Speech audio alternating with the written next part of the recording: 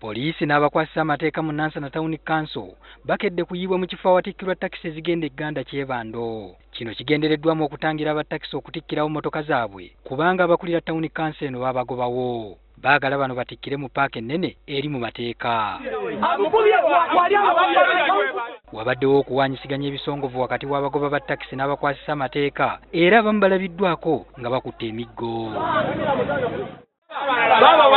Abasirikale ba Town Council abalala baleeteddwa okwegatta ku bannaabwe ekyongedde abatakisi okutaamuuka. Wano olutalo we lutandikidde era poliisi ekubye amasasi mu bbanga okubatawulula. Kyokka omu ku baduumira poliisi n'akoma ku basirikale bano ng'atya nti embeera eyinza okwongera okwonooneka.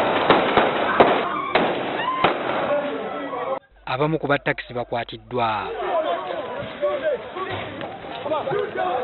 Abamu ku badduse bakumye omuliro mu luguudo.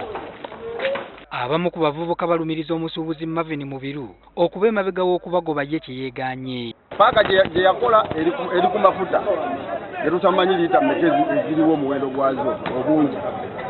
Bwe twamugamba tetusobola kugenda wali eri kubanga waliwo amafuta. Ffe tetugaana agenda mu paaka yaabwe. Wala ffe gye tusaba kiri ekintu kimu. Amafuta gaakokya wali loole emu yayo ky'abantu 10. Kaakati eri ddipo ey'amafuta wabeerawo ne kyegyo mu mateeka tekola ki tekukirizibwa ebadde ekolera mpoloti ya muntu neffe nga national municipality ng'eri wamu ne central government baafuna ekifo. Baabatuuze bali mu kutya olw'oluzzi lwabwe olwolekeddwa okusaanawo nga bateekawo ekkubo erigenda mu paaka. Nga olaba emiti bwe giri lwe luzzi ensulo weziva naye emmotoka zinaayitawo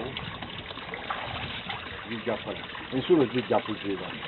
Naye ekkubo eryo bwe balikolawo oluzzi luno luba lukosebwa kubanga we bateeka ekkubo ate amazzi gye gava ye wali ensulo.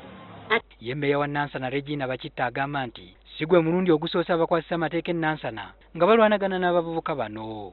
Ebintu ebya paaka olaba Nansana Taxi Paaka ne Gganda sibijja naye nga ffe kanso tuza ku gavumenti ati tulina paaka yetumanya nti teyali. Tutegeezeddwa nti bo abakwatiddwa baakuvunaanibwa emisango egy'enjawulo.